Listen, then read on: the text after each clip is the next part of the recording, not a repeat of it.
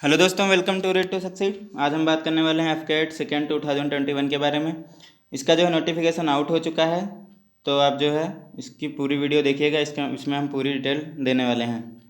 तो इसमें जो है हम एजुकेशन क्वालिफिकेशन की बात करेंगे, एलिजिबिलिटी क्राइटेरिया क्या रहने वाली उसके बारे में बात करेंगे, flying branch and ground duty के बारे में बात करेंगे, इसकी क्वालिफिकेशन रहती है, इसके लिए क्या आपके पास क्या होना चाहिए, कौन सी डिग्री होनी चाहिए, उसके बारे में बात करेंगे। वीडियो शुरू करने से पहले आपसे रिक्वेस्ट है, अगर आप हमारे चैनल पर नए हैं तो प्लीज़ चैनल को सब्सक्राइब कर लें। और आपको बता दें, हमारे चैनल पर हिस्ट्री और ज्योग्राफी की भी क्लासेस चलती हैं और स्टैटिक जीके की भी क्लास चलती है, तो आप जो हमारे चैनल पर बने रहिए। चलिए वीडियो स्टार्ट करते हैं।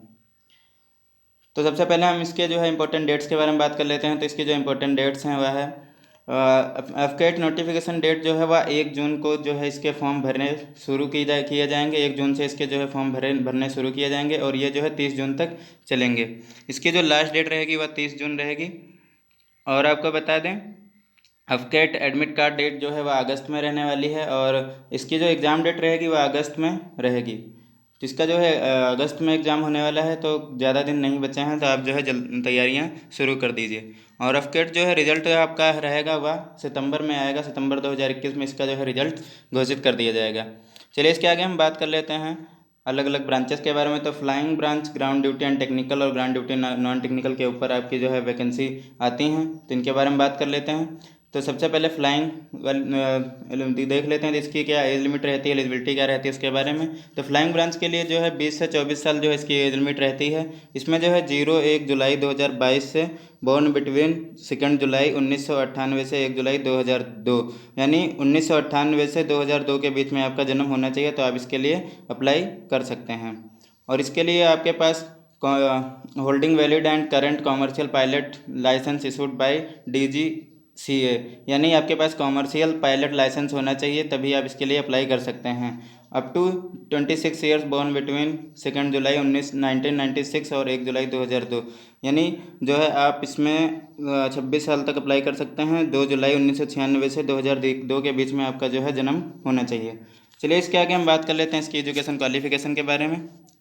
तो इसकी जो एजुकेशन क्वालिफिकेशन रहती है वह रहती है, graduate candidate with minimum 60% marks and must have scored minimum 60% in maths and physics 10+2 in 12th standard. और आपके पास BTech BE candidates who have scored minimum 60% marks and have scored 60% marks in maths and physics in 10+2 12th standard are also eligible for it. यानी आपके पास जो है commercial pilot के licence के साथ आपके पास 10+2 में 60% मार्क होने चाहिए मैथ एंड फिजिक्स में, और पूरा स्कोर भी जो है 60% होना चाहिए। और बीटेक की डिग्री में आपके 60% होने चाहिए, तब भी आप उसके लिए अप्लाई कर सकते हैं।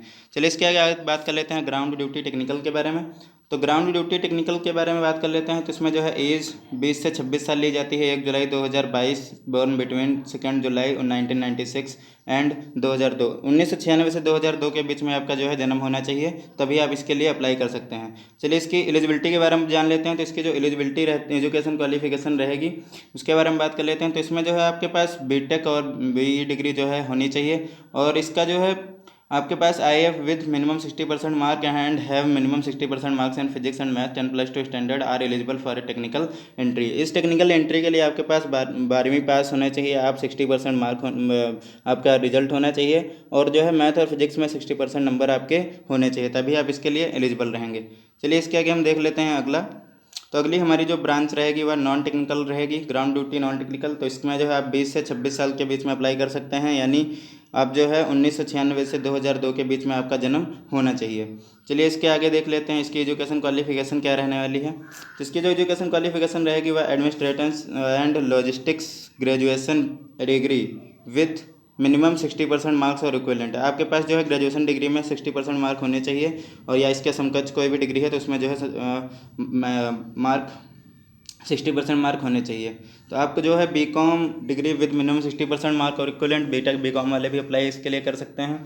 और education post graduate degree MBA MCA MA MSc degree in English physics mathematics statics और इंटरनेशनल रिलेशंस, और आपका studies defence studies psychology computer science IT management जो है relation with minimum 50% mark and along with 60% marks in graduation, यानी आपके पास 60% mark होने चाहिए। आपके पास ये सारी कोई भी डिग्रियां हैं इनमें से, तो आप इसके लिए अप्लाई कर सकते हैं। चलिए इसके आगे हम बात कर लेते हैं आगे तो आगे हम देखेंगे कि इसका सिलेबस क्या रहने वाला है, उसके बारे में बात कर लेते हैं। तो इसका जो सिलेबस है वह इसमें इंग्लिश आएगी और आपकी जनरल अवेयरनेस आएगी। तो इंग्लिश में आपका कॉम्प्रीहेंशन, एरर डिटेक्शन और सेंटेंस कंप्लीशन और filling in of correct word, synonyms, antonyms, testing of vocabulary and idioms and phrases जो है, इनके बारे में आपसे क्वेश्चंस पूछे जाते हैं। तो आप जो है इसमें जो है आपके पास वोकेबलरी जो रहती है उसको ज़्यादा ध्यान देना रहता है, क्योंकि वोकेबलरी से ज़्यादा क्वेश्चन पूछे जाते हैं। और जो है ग्रामर तो आपकी आती ही है, तो ग्रामर पर भी जो ध्यान देना पड़ेगा। चलिए अब बात कर लेते हैं जनरल अवेयरनेस के बारे में। तो इसमें हिस्ट्री, ज्योग्राफी, सिविक्स, पॉलिटिक्स और करंट अफेयर्स, एनवायरनमेंट और basics in and defence, art, culture, sports, etc. इसमें जो है आपका हिस्ट्री, ज्योग्राफी और पॉलिटी का मेन रोल रहता है, और जो करंट अफेयर है इसका भी जो है मेन रोल रहता है। करंट अफेयर से ज़्यादा क्वेश्चन पूछे जाते हैं, तो इसलिए आप जो है करंट अफेयर से ज़्यादा ध्यान रखिएगा। चलिए इसके आगे हम बात कर लेते हैं अगले 2 सब्जेक्ट के बारे में। तो अगले 2 सब्जेक्ट हैं आपके numerical ability and reasoning and military aptitude test. तो इसमें जो है न्यूमेरिकल एबिलिटी में आपका जो है डेसिमल फ्रैक्शन आता है, time and work, average, profit and loss, percentage, ratio and proportion और simple interest, time and distance. इसमें जो है ट्रेंड्स, बोट्स एंड स्ट्रीम से क्वेश्चंस आते हैं। बात कर लेते हैं रीजनिंग एंड मिलिट्री एप्टीट्यूड के बारे में। तो इसमें जो है आपके verbal skills and special ability जो है पूछी जाती है। तो आप जो है डीपली जो है सिलेबस को जान लीजिए और इसकी तैयारी शुरू कर दीजिए। आपका पेपर अगस्त में है, तो अगस्त को जो है ज़्यादा दिन नहीं बचे हुए हैं। चलिए, थैंक्स फॉर वाचिंग। और आपको बता दें हमारे चैनल पे जो नई वीडियो आती हैं तो आप उन्हें जो है देखते रहिए। हम एक नई टॉपिक के साथ स्टैटिक जीके की क्लास भी अपलोड कर देते हैं, तो आप जो है उसे भी देखते रहिए। इसकी मार्किंग स्कीम के बारे में बात कर लेते हैं। तो इसमें जो है 3 marks will be awarded for every correct answer, यानी हर एक सही उत्तर के लिए आपको 3 नंबर दिए जाते हैं। और 1 mark will be detected for every incorrect answer, यानी एक गलत उत्तर के लिए आपका जो है 1 नंबर कट जाता है। 9 मार्क्स फॉर अनअटेम्प्टेड क्वेश्चन, यानी बिना अटेम्प्ट किए गए क्वेश्चन का कोई नंबर नहीं कटता है। तो आप जो है यह चीज़ें ध्यान में रखिएगा। चलिए, तो लाइक करें, कमेंट करें, शेयर करें, सब्सक्राइब करें। और आपको बता दें हमारे चैनल पर हिस्ट्री और ज्योग्राफी की भी क्लासेस चलती हैं, तो आप हमारे चैनल के प्लेलिस्ट में जाके देख सकते हैं। स्टैटिक जीके की क्लास हमने अभी पीछे बताई है, तो डेली 10 बजे अपलोड कर दी जाती है, तो आप हमारे चैनल पर बने रहिए। और जो है जो भी गवर्नमेंट एग्जाम्स की नई अपडेट आती है, जो भी गवर्नमेंट एग्जाम्स के नए फॉर्म आते हैं, तो हम आपको जल्द से जल्द पूरी डिटेल्स के साथ वीडियो अपलोड कर देते हैं। तो आप हमारे चैनल पे बने रहिए। Thank you.